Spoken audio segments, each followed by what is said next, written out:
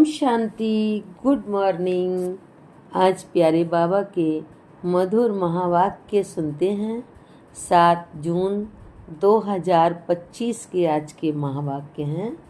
आज के महावाक्यों का सार है, प्यारे बाबा बोले, मीठे बच्चे, तुम अभी पुजारी से पूज्य बन रहे हो। पूज्य बाप आए हैं तुम्हें आप समान पूज्य बनाने।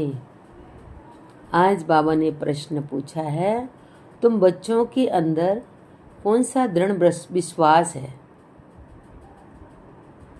उत्तर है, तुम्हें दृढ़ विश्वास है कि हम जीते जी बाप से पूरा वर्षा लेकर ही छोड़ेंगे। बाबा की याद में ये पुराना शरीर छोड़ बाप के साथ जाएंगे। बाबा हमें घर का सहज रास्ता बता रहे हैं। गीत है, ओम नमो शिवाय। ओम शांति। ओम शांति। ओम शांति तो बहुत मनुष्य कहते रहते हैं, बच्चे भी कहते हैं ओम शांति। अंदर जो आत्मा है वह कहती है ओम शांति, परंतु आत्माएं तो यथार्थ रीति अपने को जानती नहीं, न बाप को जानती हैं। भल पुकारते हैं, परंतु बाप कहते हैं मैं जो हूँ, जैसा हूँ, यथार्थ रीति मुझे कोई नहीं जानते। यह ब्रह्मा भी कहते हैं कि मैं अपने जन्मों अपने को नहीं जानता था कि मैं कौन हूँ, कहाँ से आया हूँ।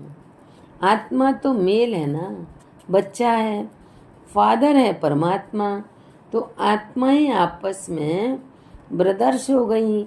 फिर शरीर में आने कारण कोई को मेल कोई को फीमेल कहते हैं, परंतु यथार्थ आत्मा क्या है यह कोई भी मनुष्य मात्र नहीं जानते। अभी तुम बच्चों को ये नॉलेज मिलती है जो फिर तुम साथ ले जाते हो, वहाँ यह नॉलेज रहती है। हम आत्मा हैं, यह पुराना शरीर दूसरा लेते हैं, आत्मा की पहचान साथ में ले जाते। पहले तो आत्मा को भी नहीं जानते थे। हम कब से पार्ट बजाते हैं ये कुछ भी नहीं जानते थे। अभी तक भी कई अपने को पूरा पहचानते नहीं हैं। मोटे रूप से जानते हैं और मोटे लिंग रूप को ही याद करते हैं। मैं आत्मा बिंदी हूँ, बाप भी बिंदी है, उस रूप में याद करें। ऐसे बहुत थोड़े हैं, नंबरवार बुद्धि है ना। कोई तो अच्छी रीति समझकर औरों को भी समझाने लग पड़ते हैं। तुम जानते हो अपने को आत्मा समझ बाप को याद करना है, वही पतित पावन है। पहले तो मनुष्यों को आत्मा की ही पहचान नहीं है, तो वह भी समझाना पड़े। अपने को जब आत्मा निश्चय करें तब बाप को भी जान सकें। आत्मा को ही नहीं पहचानते, इसलिए बाप को भी पूरा नहीं जानते। अभी तुम बच्चे जानते हो हम आत्मा बिंदी हैं। इतनी छोटी सी आत्मा में 84 जन्मों का पार्ट है।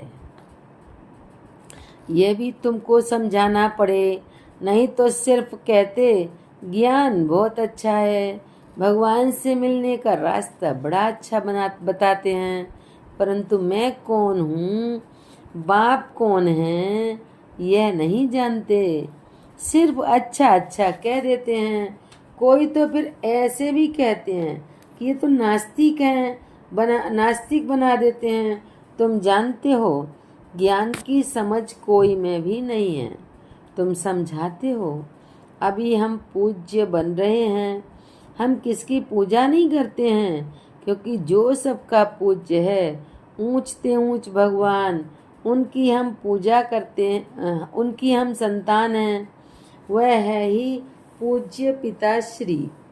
अभी तुम बच्चे जानते हो पिताश्री हमको अपना बनाकर और पढ़ा रहे हैं। सबसे ऊंचते ऊंच पूज्य एक ही है, उनके सिवाय और कोई पूज्य बना न सके।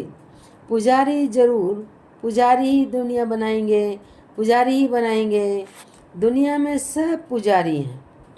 तुमको अभी पूज्य मिला है, जो आप सामान बना रहे हैं, तुमसे पूजा छुड़ा दी है, अपने साथ ले जाते हैं। बाबा पुजारी नहीं बनाता है, बाबा पूज्य बनाता है, ऊंचा दर्जा देता है। तुमको अभी पूज्य मिला है, जो आप सामान बना रहे हैं, तुमसे पूजा छुड़ा दी है, अपने साथ ले जाते हैं। ये छी दुनिया है, यह है ही मृत्यु लोक। भक्ति शुरू ही तब होती है जब रावण राज्य होता है। पुजारी से पूज्य से पुजारी बन जाते हैं, फिर पुजारी से पूज्य बनाने के लिए बाप को आना पड़ता है। अभी तुम पूज्य देवता बन रहे हो। आत्मा शरीर द्वारा पार्ट बजाती है। अभी बाप हमको पूज्य देवता बना रहे हैं, आत्मा को पवित्र बनाने के लिए। तो तुम बच्चों को युक्ति दी है। बाप को याद करने से तुम पुजारी से पूज्य बन जाएंगे, क्योंकि वह बाप है सर्व का पूज्य। जो आधा कल्प पुजारी बनते हैं, वह फिर आधा कल्प पूज्य बनते हैं। यह भी ड्रामा में पार्ट है। ड्रामा के आदि मध्य अंत को कोई भी नहीं जानते। अभी बाप द्वारा तुम बच्चे जानते हो और दूसरे को भी समझाते हो। पहली मुख्य बात ये समझानी है, अपने को आत्मा बिंदी समझो। आत्मा का बाप वह निराकार है, वह नॉलेजफुल ही आकर पढ़ाते हैं। सृष्टि के आदि मध्य अंत का राज समझाते हैं।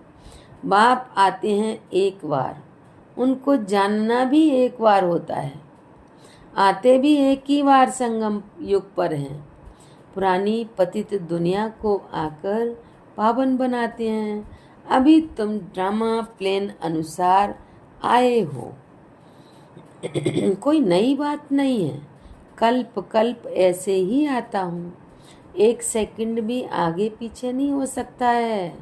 तुम बच्चों के दिल में जचता है कि बरोबर बाबा हम आत्माओं को सच्चा ज्ञान दे रहे हैं। फिर कल्प बाद भी बाप को आना पड़ेगा। बाप द्वारा जो इस समय जाना है, वह फिर कल्प बाद जानेंगे।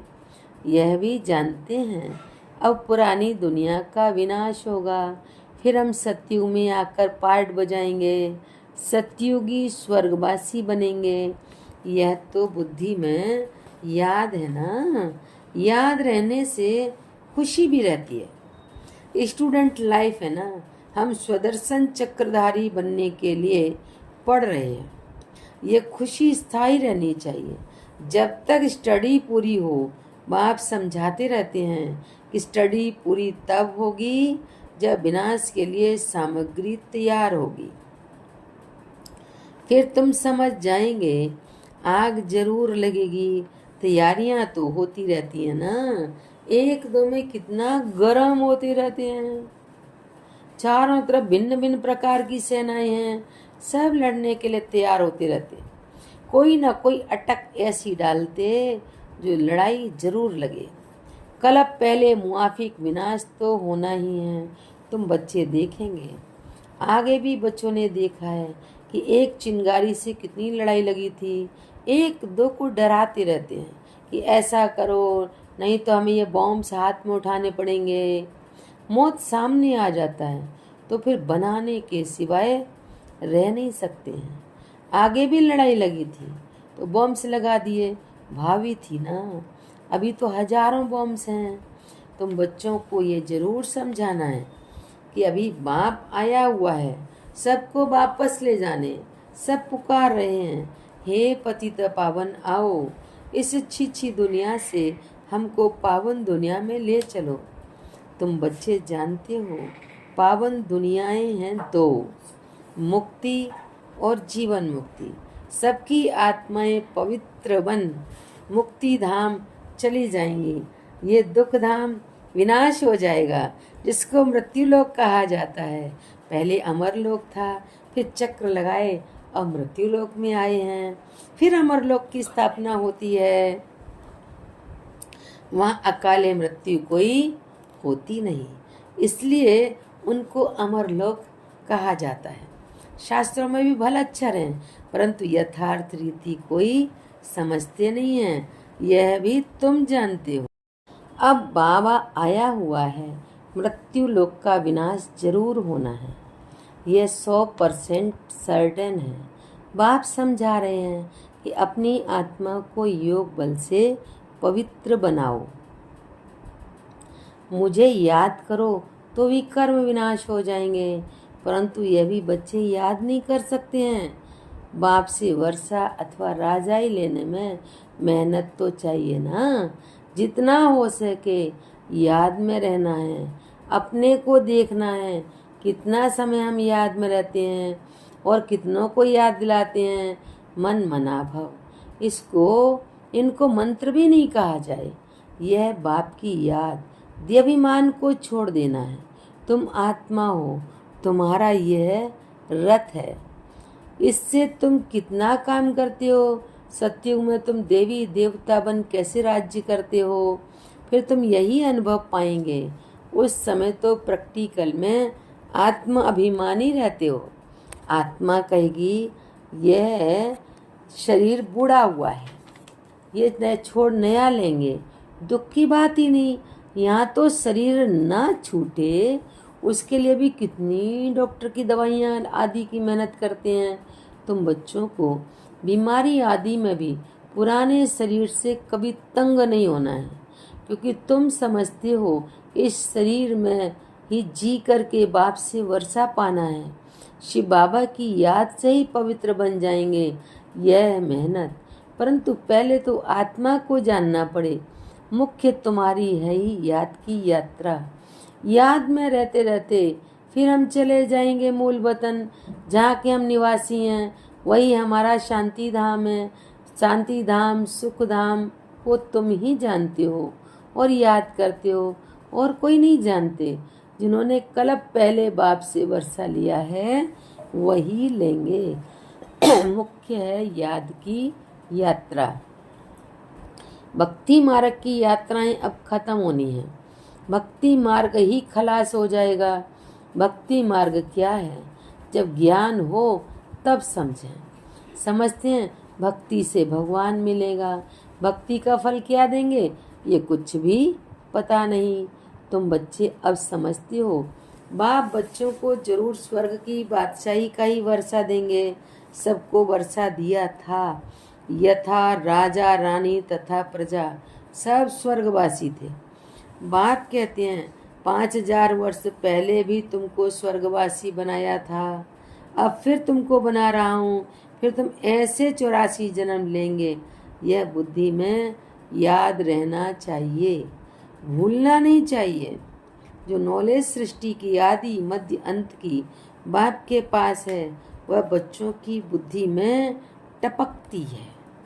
हम कैसे 84 जन्म लेते हैं, अभी फिर बाबा से वर्षा लेते हैं। अनेक बार बाप से वर्षा लिया है। बाप कहते हैं जैसे लिया था फिर लो। बाप तो सबको पढ़ाते रहते हैं। दैवी गुण धारण करने के लिए सावधानी मिलती रहती है। अपनी जांच करने के लिए साक्षी हो देखना चाहिए कि कहाँ तक हम पुरुषार्थ करते हैं। कोई समझते हैं हम बहुत अच्छा पुरुषार्थ कर रहे हैं। प्रदर्शनी आदि का प्रबंध करता हूँ ताकि सबको मालूम पड़ जाए कि भगवान बाप आया हुआ है। मनुष्य बेचारे सब घोर नींद में सोए हुए हैं, ज्ञान का किसी को पता ही नहीं है, तो जरूर भक्ति कोई ऊंच समझेंगे। आगे तुम्हारे में भी कोई ज्ञान नहीं था, अभी तुमको मालूम पड़ा है। ज्ञान का सागर बाप ही है, वही भक्ति का फल देते हैं। जिसने जास्ती भक्ति की है उनको जास्ती फल मिलेगा। वही अच्छी रीति पढ़ते हैं ऊंच पद पाने के लिए। ये कितनी मीठी मीठी बात है। बुढ़ियों आदि के लिए भी बहुत सहज समझाते हैं। अपने को आत्मा समझ बाप को याद करो। ऊंचते ऊंच है भगवान शिव। शिव परमात्मा नमः कहा जाता है। वह कहते हैं मामेकम याद करो तो तुम्हारे विकर्म विनाश होंगे। बस और कोई तकलीफ नहीं देते हैं। आगे चल शिव बाबा को भी याद करने लग पड़ेंगे। वर्षा तो लेना है, जीते जी बाप से वर्षा लेकर ही छोड़ेंगे। शिव बाबा की याद में शरीर छूटे, ये बहुत अच्छा है। तो बाबा की याद में शरीर छोड़ देते हैं तो वह फिर संस्कार ले जाते हैं। स्वर्ग में जरूर आएंगे। जितना योग उतना फल मिलेगा। मूल बात है चलते फिरते जितना हो सके याद में रहना है। अपने सिर से बोझा उतारना है। सिर्फ याद चाहिए और कोई तकलीफ बाप नहीं देते हैं। जानते हैं आधा कल्प से बच्चों ने तकलीफ देखी है, इसलिए अभी आया हूँ तुमको सहज रास्ता बताने, वर्षा लेने का। बाप को सिर्फ याद करो। भले याद तो आगे भी करते थे परंतु कोई ज्ञान नहीं था। अभी बाप ने ज्ञान दिया है कि इस रीति मुझे याद करने से तुम्हारे विकर्म विनाश होंगे। बल शिव की भक्ति तो दुनिया में बहुत करते हैं परंतु याद करते हैं परंतु पहचान नहीं है। बहुत याद करते हैं, पहचान नहीं है। इस समय बाप खुद ही आकर पहचान देते हैं कि मुझे याद करो। अभी तुम समझते हो, हम अच्छी रीति जानते हैं। तुम कहेंगे हम जाते हैं बाप दादा के पास, बाप ने यह भागीरथ लिया है। भागीरथ भी मशहूर है। इन द्वारा बैठ ज्ञान सुनाते हैं। यह भी ड्रामा में नूंद है, ड्रामा में ये पार्ट है। कल्प कल्प इस भाग्यशाली रथ पर आते हैं। तुम जानते हो कि यह वही है जिसको श्याम सुंदर कहते हैं। यह भी तुम समझते हो। मनुष्यों ने फिर अर्जुन नाम रख दिया है। अभी बाप यथार्थ समझाते हैं। ब्रह्मा सो विष्णु, विष्णु सो ब्रह्मा कैसे बनते हैं। बच्चों में अभी समझ है कि हम ब्रह्मापुरी के हैं, फिर विष्णुपुरी के बनेंगे। विष्णुपुरी से ब्रह्मापुरी में आने में 84 जन्म लगते हैं। यह भी अनेक बार समझाया है, जो तुम फिर से सुनते हो। आत्मा को बाप कहते हैं। सिर्फ माँ में कम याद करो तो तुम्हारे विकर्म विनाश होंगे। इसलिए तुमको खुशी भी होती है। यह एक अंतिम जन्म पवित्र बनने से हम पवित्र दुनिया के मालिक बनेंगे। तो क्यों ना पवित्र बने। हम एक बाप के बच्चे ब्रह्मा कुमार कुमारी हैं। फिर भी वह जिस्मानी वृत्ति बदलने में टाइम लगता है। धीरे धीरे पिछाड़ी में कर्मातीत अवस्था होनी है। इस समय किसकी कर्मातीत अवस्था होना असंभव है। कर्मातीत अवस्था हो जाए फिर तो ये शरीर भी ना रहे, इनको छोड़ना पड़े, लड़ाई लग जाए। एक बाप की ही याद रहे, इसमें मेहनत है। अच्छा मीठे मीठे सिक्की लदे बच्चों प्रति माता पिता बाप दादा का याद प्यार और गुड मॉर्निंग। रूहानी बाप की रूहानी बच्चों को नमस्ते।